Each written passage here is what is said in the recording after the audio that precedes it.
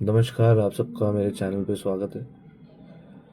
तो आज जो है ना, आज का टॉपिक हम बेसिकली डिस्कस करेंगे कि आप एक प्रेडिक्शन की तरफ आते कैसे हैं और जनरल रूल्स या गाइडलाइंस जो आप फॉलो कर सकते हैं प्रेडिक्शन करने के लिए। अब प्रॉब्लम यहाँ पे पता है कहाँ आती है कि ना लोग या कोई भी, इवन जब मैं भी नया था, हम सबकी एक आदत है जो हम या तो हम ना प्रेडिक्शन से बहुत रश करते हैं कि अगर एक पर्टिकुलर पोजीशन है ग्रह की तो ये यहाँ पे ना ऐसा हुआ होगा, या फिर हम उसको ओवर एनालाइज करने लग जाते हैं कि ऐसा भी हो सकता है, वैसे भी हो सकता है, और हम बिल्कुल ऑपोजिट स्पेक्ट्रम्स में चले जाते हैं प्रेडिक्शन करते हुए।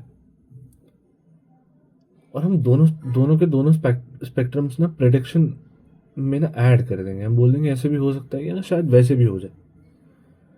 और ये दोनों की दोनों चीज़ें ना लॉन्ग टर्म में ना अच्छी नहीं है, लॉन्ग टर्म में हेल्प नहीं कर पाती कभी भी। और क्योंकि अभी हम बेसिक्स से ही शुरुआत करें तो हम बिल्कुल बेसिक्स पे ही टिके रहेंगे, सो दैट आपके लिए ना प्रेडिक्शन बनाना आसान हो, आपको पता चले कि प्रेडिक्शन बनाते कैसे हैं। और इसमें ना हम, और इसके अलावा हम जनरल डिस्कशंस भी करेंगे रैंडमली अबाउट कोई भी एस्पेक्ट हम उठा लेंगे लाइफ का, हम उस पर प्रेडिक्शंस जो है डिस्कस करेंगे कि आप कैसे डिराइव कर सकते हैं। तो सबसे पहली चीज़ जो है, जो I think you need to realize is house जो है ना वो एजेंडा है, वो ना थीम ऑफ लाइफ है। और मैं ये अज्यूम कर रहा हूँ कि आपको पता है कि 12 घर हैं, 12 आपकी जो ज़िंदगी है वो 12 एस्पेक्ट्स में ना बटी हुई है ज्योतिष में। वो क्या है, आई थिंक वो तो बहुत बेसिक गूगल सर्च है, आप करके देख सकते हैं। But what I want to discuss कि उसको प्रेडिक्शन में यूज़ कैसे करना है। तो जो हाउस है ना वो थीम है, वो उस लाइफ का एस्पेक्ट है जो ना फिक्स्ड है उस घर के अंदर। और वहाँ पे ना आप उस हाउस से रिलेटेड जब भी आप प्रेडिक्शन करेंगे ना, आप उस हाउस से बाहर नहीं जाएंगे। उसमें ना कुछ शर्तियाँ हैं बातें, जैसे अगर उसका लॉर्ड कहीं और जाके सर्किट कंप्लीट कर रहा हो या सर्किट क्रिएट कर रहा हो। बट सपोजिटली अगर आपको प्रॉपर्टी के बारे में डिस्कस करना है ना, तो आप फोर्थ हाउस से ही प्रेडिक्शन करेंगे। मैं ना रेकमेंड नहीं करूंगा फोर्थ हाउस से बाहर जाए। अगर हम पैसे की बात कर रहे हैं ना, तो हम, अगर हम इनकम की बात कर रहे हैं उसमें, तो हम 11th हाउस की बात करेंगे, 11th लॉर्ड की बात करेंगे। अर्जित किया हुआ पैसा सेकंड हाउस में आएगा। तो जो मेरा कहने का तात्पर्य है कि जो जिस भी एस्पेक्ट के बारे में हम डिस्कस कर रहे हैं, सबसे पहले हम उस हाउस में टिके रहेंगे। अगर हम फोर्थ हाउस की बात करें ना, प्रॉपर्टी की, मदर की, इमोशंस की, सुकून की, फोर्थ हाउस का थीम है सुकून। तो हम ना उस केस में देखेंगे फोर्थ हाउस का कंडीशन क्या है, फोर्थ लॉर्ड का कंडीशन क्या है। बट मेजर प्रेडिक्शन ना हम फोर्थ हाउस से ही निकालेंगे। हम ना फोर्थ हाउस का प्रेडिक्शन ना हम ऐसे नहीं देखेंगे कि फोर्थ लॉर्ड सपोज करो किसी का सेवेंथ में चला गया, तो हम ये बोल दें कि शादी के बाद सुकून आ जाएगा लाइफ में,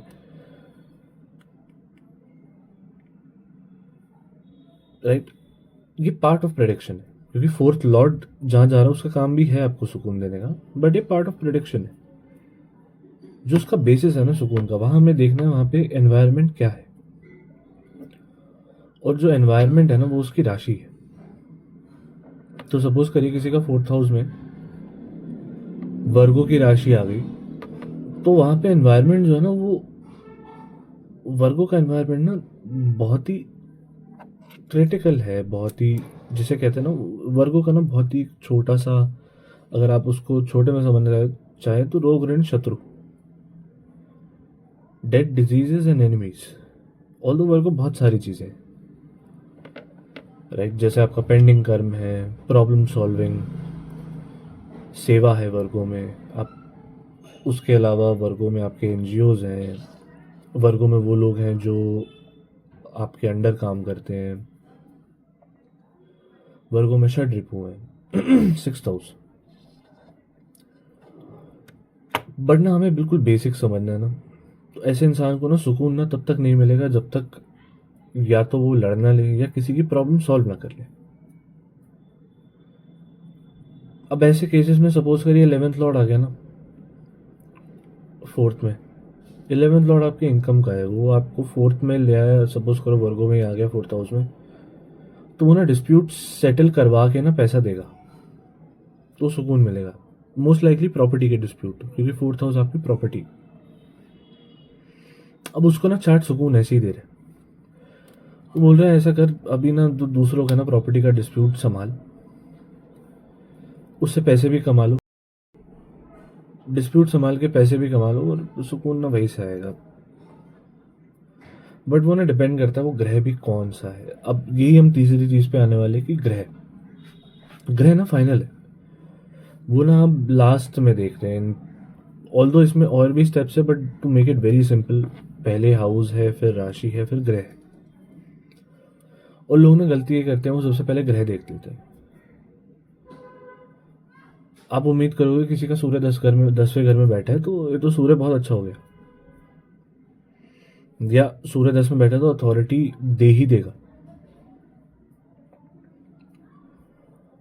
अथॉरिटी छीन भी सकता है, अथॉरिटी डिनाई भी कर सकता है कुछ केसेस में। आपको ये समझना है कि 10th हाउस का जो थीम है, स्टेटस, रिकग्निशन, प्रोफेशन, और जो राशि है, जो उसका एनवायरनमेंट है, लेट सपोज करें हम स्कॉर्पियो ले आते हैं वहाँ पे, तो स्कॉर्पियो में ना गिल्ट आ जाता है आपका, वहाँ पे ना डेथ एंड रीबर्थ है। तब तो करियर में बहुत, अब अगर हम सूर्य को ना भी ले तो हम बेसिक प्रोडक्शन पे तो आ सकते हैं ना, करियर में बहुत सारे ट्रांसफॉर्मेशन आएंगे। स्कॉर्पियो है वहाँ पे, वो ट्रांसफॉर्मेशन का साइन है, डेथ एंड रीबर्थ का है, तो हमें पता है प्रोफेशन ना छूटेगा फिर आएगा, एक बार प्रोफेशन छोड़ना पड़ेगा, कोई और किसी और में जाना पड़ेगा, ये बेसिक्स है।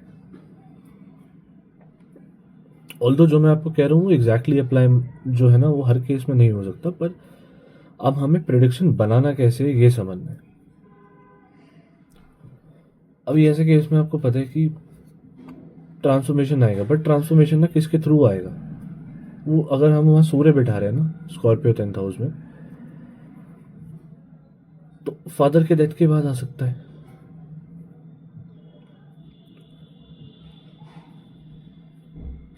सूर्य स्कॉर्पियो में है, 10वें घर में है सूर्य, जो सूर्य फादर है आपके, अथॉरिटी है आपकी। ऐसे केस में फादर जो है किसी लॉन्ग टर्म इलनेस या फिर किसी एक्सीडेंट से अगर उनका देहांत हो जाता है, तो उसके बाद जो है प्रोफेशन आपका 180 डिग्री बदल सकता है। हमने सिर्फ कीवर्ड उठाए हैं ना, 10th हाउस, प्रोफेशन, स्टेटस,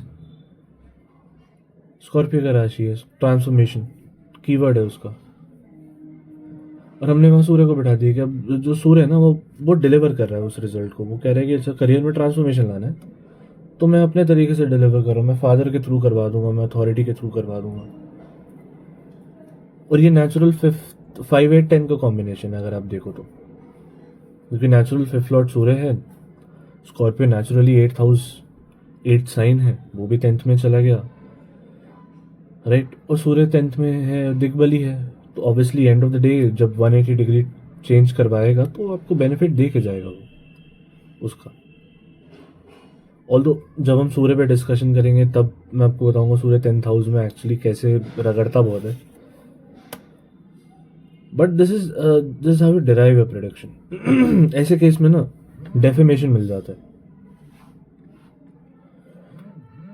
तो डेफेमेशन जो है ना वो यहाँ पे आ रहा है क्योंकि अब करियर में आपके ट्रांसफॉर्मेशन जो है ना उसको लाना है। वो कह रहा है कि ठीक है यार इस प्रोफेशन का नाम डेथ करवा देते हैं, पर वो डेथ कैसे करवा रहा है, सूर्य बोल रहा है मैं डेथ ना अपने तरीके से करवाऊँ, मैं इज्जत ना, सूर्य आपका रिस्पेक्ट है, आपकी ईगो है, आपका फेम, नेम फेम है, तो सूर्य कह रहा है मैं अपने तरीके से करवाता हूँ, मैं आपका ना आपका इज्जत जो है ना वो छीन के करवा देता हूँ, या फादर के डेथ से करवा देता हूँ। तो प्रिडिक्शन का आउटलाइन है ना वो बहुत सिंपल रखना है हमें, कि हाउस क्या है, वो थीम है, राशि ना उसका एनवायरनमेंट है। राशि जो है ना वो ड्राइव कर रहा है उस हाउस की थीम को, क्योंकि हाउस का थीम नहीं बदलेगा, राशि ना बदलती है। आपका 10th हाउस ना 10th ही रहेगा, 10th हाउस ना स्टेटस ही रहेगा, 10th हाउस आपका प्रोफेशन का कारक ही रहेगा, आपका कर्म में रहेगा। पर वहां पे ना राशि कोई भी हो सकती है। अगर स्कॉर्पियो है ना तो ट्रांसफॉर्मेशन आएंगे। टॉरस है ना तो फैमिली का इन्वॉल्वमेंट आ जाएगा, या वाणी के थ्रू। वहां पे पैसा इन्वॉल्व हो जाएगा, फैमिली का अर्जित किया हुआ। राइट। तो ऐसे केसेस में हमें ना हमेशा याद रखना ऐसे केसेस में ना हमेशा याद रखना है कि प्रेडिक्शन का ना हमें सोर्स नहीं भूलना, उस हाउस का ना थीम कभी नहीं भूलनी। अगर फोर्थ हाउस की बात करें ना तो उसने ना आपको उसका काम सुकून देने का है। वो झगड़वा के दे, घर छुड़वा के दे, घर से भगाए या फिर घर दिलवाए, उसका ऑब्जेक्टिव सुकून देने का है। और सेम वे अब अगर हम इसी एस्पेक्ट को उठाए ना कि प्रिडिक्शन बेसिक कैसे निकालना है बिना उसको भूले, तो इस केस में ना हमेशा याद रखना कि ग्रह ना अपने साथ जो एनर्जी लेके आ रहा है ना वो बहुत एसेंशियल है रिजल्ट का डिलीवरी में। यहाँ पे ना अब देखना है कि ग्रह का ना नेचुरल नेचर क्या है, वो बेनिफिक है कि मैलेफिक है। बेनिफिक जो है वो जो नेचुरल बेनिफिक्स है वो दो ही हैं, बृहस्पति वीनस और बृहस्पति और शुक्र। मैलेफिक्स जो है नेचुरल मंगल, शनि, राहु, केतु। सूर्य जो है वो माइल्ड मैलेफिक है। चंद्र और बुध जो है उन वो कंडीशनल मैलेफिक्स और कंडीशनल बेनिफिक्स है। चंद्रमा को लोग बेनिफिक में ऐड कर देते हैं, पर वो कंडीशनल है मोस्ट लाइकली। तो ऐसे केसेस में अब देखिए कि ना बाय नेचर मैलेफिक और बेनिफिक है क्या। बेनिफिक जो ग्रह है ना वो जहां पे भी जाते हैं हमें ना हमेशा दो रूल याद रखने हैं कि लिविंग थिंग्स और नॉन लिविंग थिंग्स हर हाउस की। पहला लिविंग थिंग्स, दूसरा नॉन लिविंग थिंग्स। हर हाउस में ना लिविंग थिंग्स भी है, नॉन लिविंग थिंग्स भी है। फोर्थ हाउस में ना लिविंग थिंग्स जो है ना आपकी मदर है, जो लिविंग बींग्स है वो उसमें आपकी मदर आ गई, आपके पेट्स आ गए, पशु, बर्ड्स आते हैं, एनिमल्स आते हैं। लोग बोलेंगे कि सिक्स हाउस में एनिमल्स होते हैं, सिक्स हाउस में ना पालतू होते हैं जो आप पाल सकते हैं। फोर्थ हाउस में ना वो एनिमल्स होते हैं जो खुले में रहना पसंद करते हैं, जैसे बर्ड्स हो गए, या जो एनिमल्स जो आप पाल नहीं रहे वो लिविंग बींग्स हैं वहाँ पे। नॉन लिविंग थिंग्स ना फोर्थ हाउस में आपका प्रॉपर्टी, राइट, आपकी कार, वाहन, राइट। तो जब भी मैलेफिक आएगा ना वहाँ पे तो वो लिविंग थिंग्स को ना प्रॉब्लम, वो लिविंग थिंग्स के लिए प्रॉब्लम क्रिएट करेंगे और वो नॉन लिविंग थिंग्स को प्रमोट करेंगे। जैसे मार्स ना फोर्थ हाउस में घर का एनवायरनमेंट शायद ना खराब कर दे, घर पे लड़ाइयाँ करवा दे, पर ना वो प्रॉपर्टीज के लिए अच्छा है, प्रॉपर्टी बनाने के लिए अच्छा है। सेम वे चंद्र जब वहां पे आता है ना वो मदर से रिलेशन बहुत अच्छे कर देगा, बट ना वो घर छुड़वा दे, क्योंकि मून को ट्रैवल पसंद है। वो या फिर वो ना मतलब ऐसी आपकी प्रॉपर्टीज ना बनवा दे, वो एक एक आपको घर स्टेबल दे दे। जबकि लोग सोचते हैं कि चंद्रमा हो वहाँ पे तो मल्टीपल प्रॉपर्टीज बन जाती हैं, बट ऐसा है नहीं। चंद्रमा जब फोर्थ हाउस में हुआ, फोर्थ से कनेक्शन बनाता है ना इंसान, एक दो जगह रेंट पे रह के ना थर्ड तीसरी बारी में वो ना एक घर ले लेता, फिर वो पूरा लाइफ उसी में रहता है। और उसके अलावा ना उसका वो प्रॉपर्टी अर्जित नहीं होती नहीं है। हम सिर्फ मून की बात कर रहे हैं क्योंकि वो बेनिफिक है, वो मदर से रिलेशन अच्छे दे देगा आपको, depending on the chart. But हम सिर्फ अभी बेसिक्स की बात कर रहे हैं, ये बेसिक्स है। इसके आगे ही आप लेयरिंग्स ऐड करते हैं। So that is one. और जो वही उसी केस में बेनिफिट जो है वो लिविंग बीइंग्स को प्रमोट करेगा, नॉन लिविंग थिंग्स में प्रॉब्लम्स क्रिएट करते हैं। सेवेंथ हाउस में अगर बेनिफिट्स आ जाते हैं ना तो वो शादी, मतलब पार्टनर, स्पाउस के साथ रिलेशन ना अच्छे कर देता है, आपके मार्केट में रिलेशन अच्छे कर देता है, पर वो ना उतना बिजनेस एक्सपैंड नहीं करता, या बिजनेस जो है ना वो जो बिजनेस है ना उसका नॉन लिविंग एस्पेक्ट है, वो उसको इतना एक्सपैंड नहीं करेगा। उस वहाँ पे मैं ये नहीं कह रहा उसको ख़राब कर देगा, बट उतना एक्सपैंड नहीं करेगा जितना वो बेनिफिक्स को फेवर करेगा, जितना वो लिविंग बींग्स को फेवर करेगा। सेम में ना मैलेफिक्स आ जाते हैं 7th हाउस में, तो ये शादी में ना प्रॉब्लम दे सकते हैं, बट ना वो आपका बिजनेस अच्छा रखते हैं। ऑल्दो प्रॉब्लम्स क्रिएट करेंगे, और मैलेफिक्स का प्रॉब्लम ना फिजिकल है, और जो बेनिफिक्स है ना उनके इश्यूज जो है ना वो मेंटल है। बेनिफिक्स के इश्यूज ना आपके विचारों से है, क्योंकि आप देखिएगा जुपिटर ना वायु तत्व है, आकाश तत्व है, सॉरी। और शुक्र और चंद्र ना, अगर आप चंद्र को बेनिफिक में गिन रहे हैं तो चंद्र और शुक्र ना जल तत्व है, इमोशंस है वहां पे। तो बेनिफिक के इश्यूज ना माइंड में, वहां पे टेस्ट भी मेंटली है, मेंटल और इमोशनल है। पर मैलेफिक्स है ना उनके फिजिकल है। तो अगर आपको ये समझना है ना कि इशू किसी का इस समय अगर कोई दशा चल रही है, कोई पर्टिकुलर आप पोजीशन देख रहे हैं ग्रह की, पर वही है, सीक्वेंस वही रहना चाहिए, हाउस राशि, उसके बाद ग्रह। ऑल्दो इसमें जब हम आगे बात करेंगे तो हाउस राशि एस्पेक्ट्स हाउस पे, उसके बाद ग्रह। बट इस केस में ना आप हमेशा ध्यान रखिएगा, सपोज करिए किसी का अगर चंद्र का दशा चल रहा है, तो जो इशू है ना वो नरिशमेंट का है। इशू जो है वो अपन रेस्ट ना करने का होगा। इस वजह से ना चंद्र में प्रॉब्लम आ रहा है, अपने नरिशमेंट का ख्याल नहीं रख रहा है इंसान, रेस्ट नहीं कर पा रहा, मेंटली इमोशनली ना चीज़ों को, उसका वर्ल्ड व्यू ना इस समय इमोशनल है। इसलिए आप देखिएगा जब भी कुंडली कोई बनाता है ना आपकी, तो वो चंद्र आपकी जब भी ट्रांजिट, आप देखिएगा यूट्यूब पे कोई भी बता रहे होते, बहुत सारे लोग हैं टीवी पे भी बता रहे होते हैं, वो लगन कुंडली के साथ साथ चंद्र कुंडली की भी बात करते हैं, पर उसका ना रीज़न नहीं बताते। लगन कुंडली जो है ना वो आपके साथ एक्चुअल इवेंट्स हो रहे होते हैं। लगन कुंडली पे अगर आप ट्रांजिट देख रहे हैं, पर वो कंडीशन ये है कि दशा भी उस पर्टिकुलर इवेंट को सपोर्ट करे, तो ही ट्रांजिट में जो उसका आपको इफेक्ट मिलेगा। अगर ऐसा हो रहा है तो आप देखिए, अगर लगन कुंडली से जब भी आप ट्रांजिट चेक करेंगे ना, वो फिजिकल इवेंट है, वो इवेंट ना हो रहा है। जब आप उसको चंद्र कुंडली से देखते हैं ना, तो उसमें पता चलता है कि आपको मेंटली आपका वर्ल्ड व्यू क्या है उस पर। सपोज करिए कई बार ना बहुत सारे लोगों का ना, अगर आप फिजिकली देखें बड़ी मेहनत कर रहे हैं वो, पर ना कुछ काम नहीं बन रहा, पर वो अगर चंद्र कुंडली से अगर वो ट्रांजिट अच्छा है ना, तो आप ना उसे एंजॉय भी कर लोगे। बहुत सारे लोग ना अपनी स्ट्रगल एंजॉय भी कर लेते हैं। तो उस पे आप कैसे रिएक्ट कर रहे हो, आप उसको कैसे देख रहे हो, आप उसको कैसे ले रहे हो ना उस पर्टिकुलर इवेंट को, वो चंद्र कुंडली से देखा जाता है। इसलिए ट्रांजिट का महत्व चंद्र कुंडली से भी आता है। क्योंकि अगर बहुत पॉजिटिव इवेंट हो रहा है और आप उस समय नेगेटिव हो, तो आप ना चाहते हुए भी ना उस इवेंट में ना कुछ प्रॉब्लम क्रिएट कर ही दोगे। सेम विथ इसी केस में ना, जो बेनिफिक्स है ना उनका जो प्रॉब्लम है ना वो इंटरनल है, इमोशनल है। मैलेफिक्स का फिजिकल है। एक्चुअली में मंगल है तो एक्चुअली में किसी से लड़ाई हो रहा है, मंगल शनि है तो मार पिटाई हो रही, राहु है तो चीटिंग हो रहा है,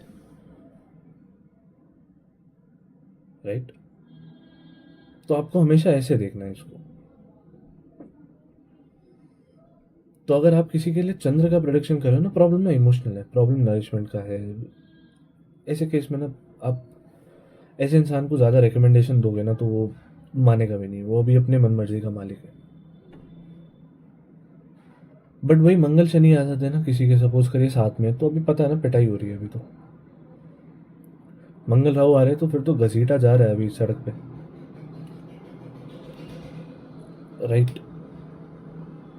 तो आपको ना हमेशा ऐसे देखना है दशा को, प्रेडिक्शन देते हुए भी, दशा नहीं भी हो ना तो भी जनरल प्रेडिक्शन दे रहे हो आप, तो आपको समझना पड़ेगा ये चीज़। पर ना ये जो सीक्वेंस है ना वो हमेशा फॉलो कीजिएगा। To make it simple, house राशि और ग्रह, जब आप इससे थोड़ा बहुत प्रोडिक्शन करना शुरू हो जाए, तो फिर सीक्वेंस ये है कि हाउस राशि एस्पेक्ट्स उस हाउस पे, उस राशि पे कौन से ग्रह के एस्पेक्ट्स, उसके बाद जो एक्चुअल ग्रह बैठे, ग्रह उस सीक्वेंस में सबसे लास्ट है, उस सीक्वेंस में सबसे लास्ट है तो हम सबसे पहले देखते हैं। और यदि आप देखिए बहुत सारे ना, जैसे मैं एस के मेहता जी को बहुत पढ़ता हूँ, मैंने दीपांशु गिरी जी से भी एस्ट्रोलॉजी बहुत सीखी है, मैं उनके कोर्सेज करके, उनके वीडियोस देख के। और ये जो मैंने आपको बताया ये सीक्वेंस वहीं से आया है, दीपांशु जी से। बट अगर हम एस के मेहता जी का अगर रूल्स अगर हम देखें ना, वो थोड़े डिफरेंट है। उनका अपना एक सिस्टम था, उन्होंने अपना एक सिस्टम क्रिएट करा ज्योतिष का, प्रेडिक्शन का, जो एक्चुअली आपको रिजल्ट लेके आता है। एंड आई वुड रेकमेंड लोगों को कि आप ये जो उनकी बुक है न्यू डायमेंशंस इन हिंदू एस्ट्रोलॉजी, ये बुक लें। ये बिगनर्स के लिए भी बहुत अच्छी है ज्योतिष में आने के लिए। उसमें से ना कुछ उनके रूल है मैरिज के लिए, कि नेचुरल मैलेफिक्स ना आपकी मैरिड लाइफ को डिस्टर्ब रखते हैं, कंसिडरिंग लिविंग बींग्स को परेशान करें। और जो लिविंग बींग्स और नॉन लिविंग थिंग्स का जो रूल है वो एक्चुअली एस के मेहता जी की बुक से आया है, जो आई थिंक आजकल सब फॉलो करते हैं। अब यहाँ पे ना उन्होंने ये बोला है कि affliction cause to the 7th house, 7वें घर पे जो अफ्लिक्शन है और उसके लॉर्ड पे जो अफ्लिक्शन है, एटलीस्ट 2 से 3 मैलेफिक पे, वो ना शादी में प्रॉब्लम क्रिएट करता है, बार बार डिस्टर्बेंसेस क्रिएट करता है कॉन्स्टेंट। पर उन्होंने एक चीज़ और बोली है कि जुपिटर जो है ना, ऑल दो एक बेनिफिक है, बट वो सबसे खराब रिजल्ट्स प्रोड्यूस करता है मैरिज के लिए इन हाउसेस में। पर वो किन राशिज में? 2, 6, 10 अर्धी राशिज में, अर्थ त्रिकोण की राशि में, टॉरस, वर्गो और कैप्रिकॉन। एस के मेहता जी जो है वो, क्योंकि जुपिटर नेचुरली कैप्रिकॉन में नीच का होता है, और एस के मेहता जी उनके ट्राइन्स के जो राशि है ना, उनमें भी जुपिटर को नीच का ही मानते हैं या फॉल का मानेंगे, और वो ऐसे हर प्लैनेट के लिए यूज करते हैं।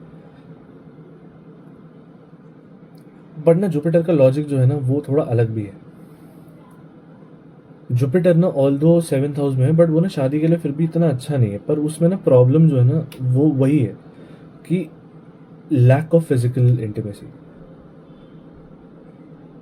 यहाँ पे चीज़ें फिजिकल नहीं है, हमने बात करी थी बेनिफिट में ना, चीज़ें फिजिकल, प्रॉब्लम फिजिकल लेवल की नहीं, प्रॉब्लम यहाँ है। तो अगर वो शादी, जुपिटर ना पाठ पूजा वाले हैं वो, तो वो फिजिकल इंटीमेसी में, सेक्सुअल लाइफ में ना इतना इंटरेस्टेड नहीं है। ऐसे केसेस में ना प्रॉब्लम उस वजह से होती है। तो यदि आप ग्रह के बारे में समझ रहे हैं ना, तो उसका एसेंस भी हमें समझना पड़ेगा। आज आके ना रूल वही अप्लाई हो रहा है कि वहां पे ना इशू जो है किस तरीके से आ रहा है। वो बेनिफिक ग्रह है ना, वो फिजिकल लाइफ में इतना इंटरेस्टेड ना नहीं है। शुक्र भी ना अगर अनअफ्लिक्टेड है ना, तो वो कंटेंट है, वो मटेरियलिस्टिक चीज़ों में इतना इंटरेस्टेड नहीं है। अफ्लिक्शन आता है या शुक्र नीच का होता है ना, ऐसे केसेस में आपको पैसा कमाने के लिए जो है ना एक अंदर से मोटिवेशन रहता है, या तब सेक्सुअल लाइफ जो है वो ज़्यादा या बहुत कम होने के चांसेस बढ़ जाते हैं। तो हमें ना वो एसेंस याद रखना है। मैंने आपको ये जो पूरा वीडियो का सार है ना, वो एसेंस, वो प्रेडिक्शन के एसेंस में जो है फोकस्ड है, कि ना हमें वो भूलना नहीं है कि हाउस जो है ना वो थीम है, राशि जो है उसका एनवायरनमेंट है, वो ना उस थीम के अराउंड ना एक एनवायरनमेंट, एक फ्लेवर तैयार कर रहा है, और जो ग्रह है ना उसको बस डिलीवर कर रहा है अपने तरीके से। और अगर हम शादी की बात करें ना, तो हमें हमेशा याद रखना चाहिए, और मैलेफिक ना इम्पॉर्टेंट है। मैलेफिक ना आपको लड़ाने के लिए इम्पोर्टेंट है। आपको लड़के जीतना ना, कोर्ट केस जीतने ना, तो आप बेनिफिक से नहीं, सौम्य ग्रहों से ना आप कोर्ट केस नहीं जीत पाओ। वहां तो हमें चाहिए ना फिर आप मरकरी राहु जैसा चालाक हो लॉयर, या मंगल राहु बैठे हो कि दुश्मनों को, मतलब वो अपनी बात तक ना रख पाए, दुश्मन सामने ही ना आ पाए। कॉम्पिटेटिव एग्जाम के लिए आपको चाहिए ना ऐसे ग्रह। आप सौम्य ग्रह लेके बॉक्सर नहीं बन सकते ना 3rd हाउस में। मैलेफिक्स का अपना एक महत्व है। हम उस पर भी बात करेंगे कि मैलेफिक्स क्यों है, वो हम किसी और वीडियो में बात करेंगे, बट उनका भी एक रीज़न है, वो बहुत प्रोलिफिक रीज़न है, वो बहुत एसेंशियल है आपके लिए। तभी आप देखिएगा कि जब हम शादी के बारे में डिस्कस करें इसके मेहता जी के रूल के थ्रू, ऑल्दो हमने सिर्फ एक रूल का बात करा है अभी, टोटल 6।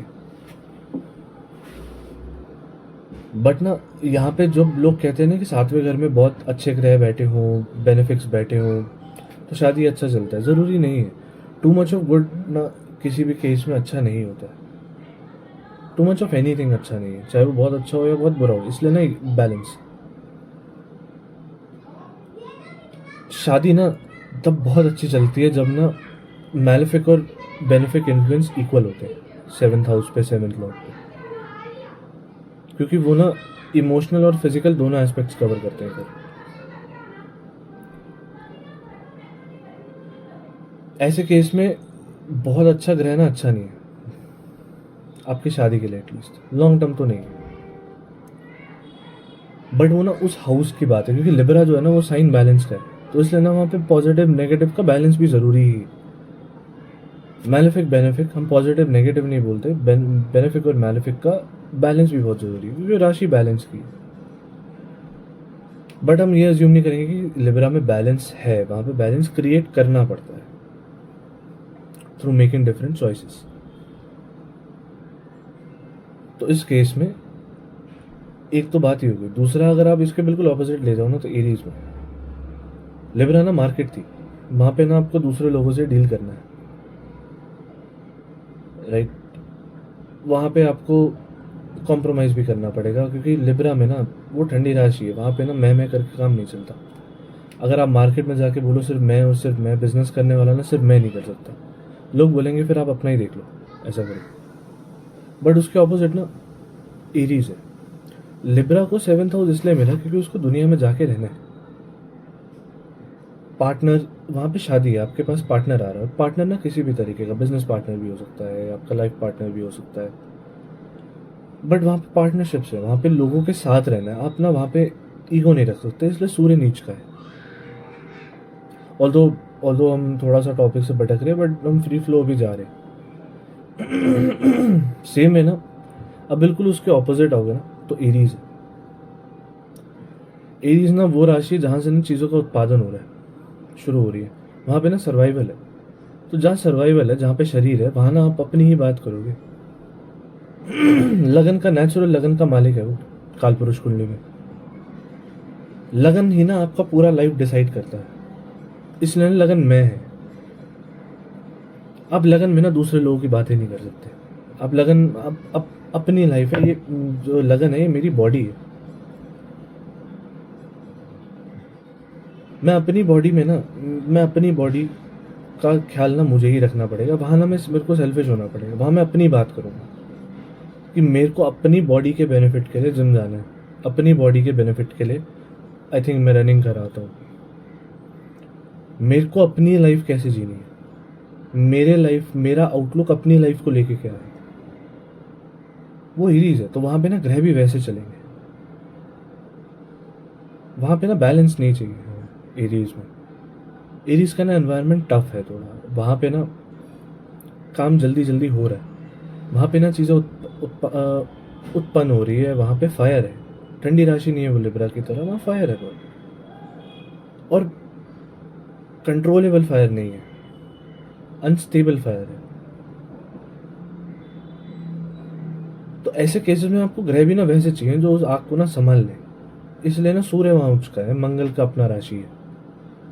आप देखिए जो ठंडा ग्रह है ना शनि, बूढ़ा आदमी है, वो ना वहाँ नीच का हो रहा है, क्योंकि वो जल्दी जल्दी वाला एनवायरनमेंट है ना, शनि वहाँ काम नहीं करता। शनि न्यायाधीश है, वो टाइम लेता है, चीज़ों को एनालाइज करते हैं, वो प्रैक्टिकली देखते हैं, फिर एक डिसीजन पे आते हैं। पर एरीज में तो एरीज में तो वैसा एनवायरनमेंट है नहीं। तो आपको ना हमेशा एनवायरनमेंट का ना महत्व समझना पड़ेगा, आप उसको किसी भी हाउस में लेके जा रहे हैं तो।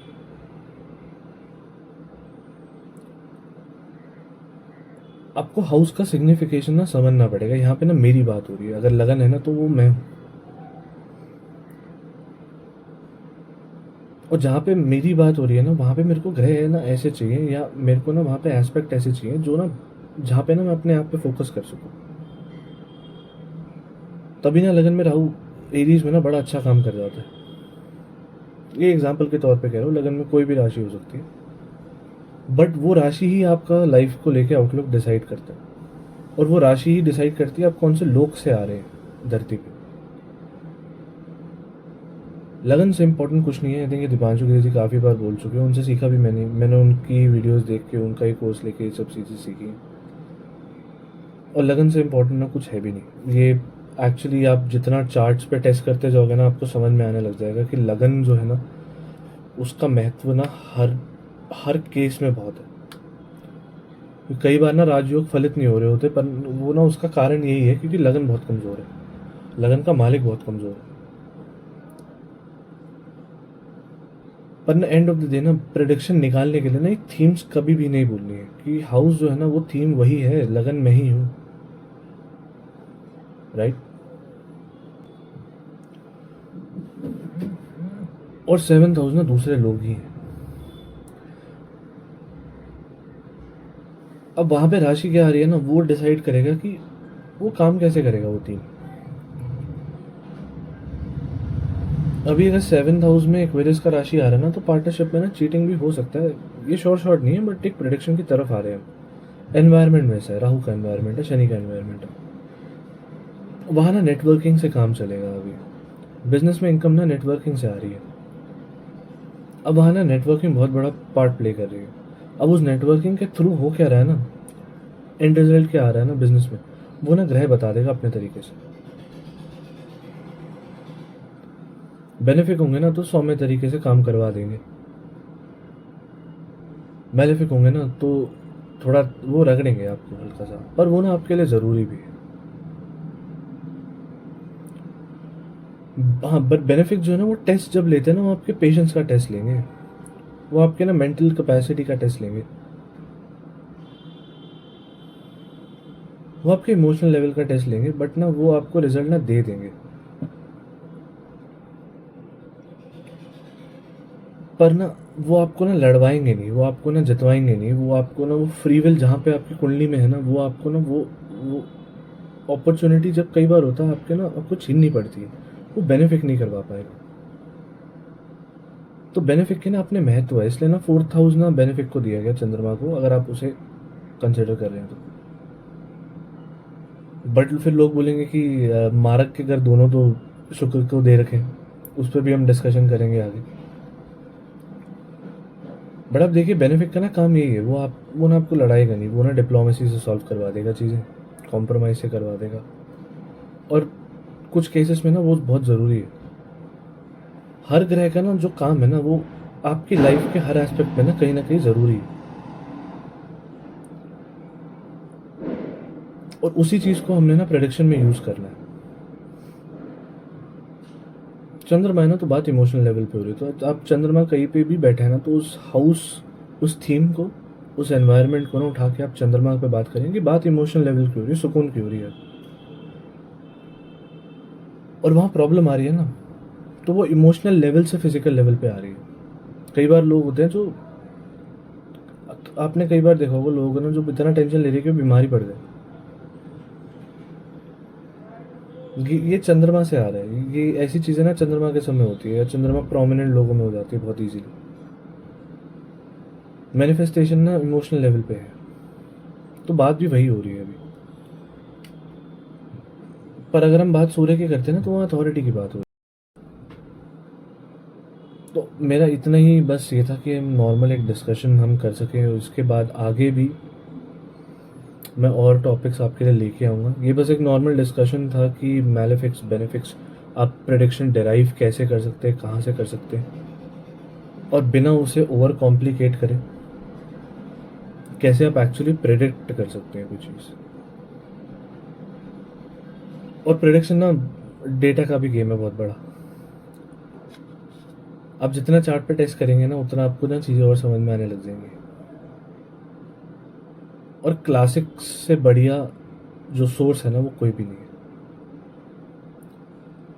और क्लासिक्स ही कहता है कि ये जो सीक्वेंस है, फॉलो अप कीजिए।